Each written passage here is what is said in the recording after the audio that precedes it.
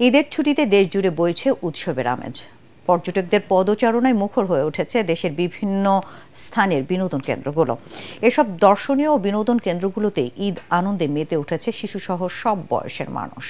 আমাদের প্রতিনিধিদের পাঠানো তথ্য ও ছবিতে আরও জানাচ্ছেন জাহিদুল আলম। ঈদের ছুটিতে কুমিল্লার প্রতিটি বিনোদন কেন্দ্রই ছিল মানুষের ভিড়। বিশেষ করে গোমতী নদীকে কেন্দ্র করে গড়ে ওঠা বিনোদনগুলোর পাশাপাশি শালবন বৌদ্ধবিহার ও ময়নামতি জাদুঘর, নবশালবন বিহার, লালমাই লেকল্যান্ড, গোমতী টাচ, নগর উদ্যান ও ধর্মসাগর পার সহ বিভিন্ন বিনোদন কেন্দ্রে ছিল দর্শনার্থীদের উপচে পড়া ভিড়।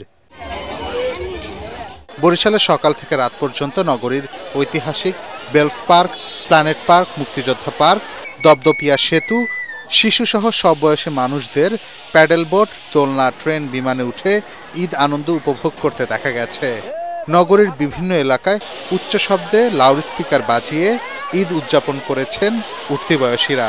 তবে বেপরোয়াভাবে motor bike, auto, Mahindra, CNG চালানো ছিল নগরবাসীর জন্য আতঙ্কের। বাচ্চারা ঈদে ঘোরাঘুরি করতে চাচ্ছে, তাই আমি একটু বাচ্চাদের নিয়ে ঘুরতে এসেছি, কারণ বাচ্চাকে তো একা ছেড়ে দেওয়া যায় না। ঈদে ফাঁকা নেই মেহেরপুরের বিনোদন কেন্দ্রগুলো। সবচেয়ে বেশি দর্শনার্থী দেখা যায় ভাটপাড়া ডিসি ইকো পার্কে। জাহিদুল আলম, এটিএন বাংলা।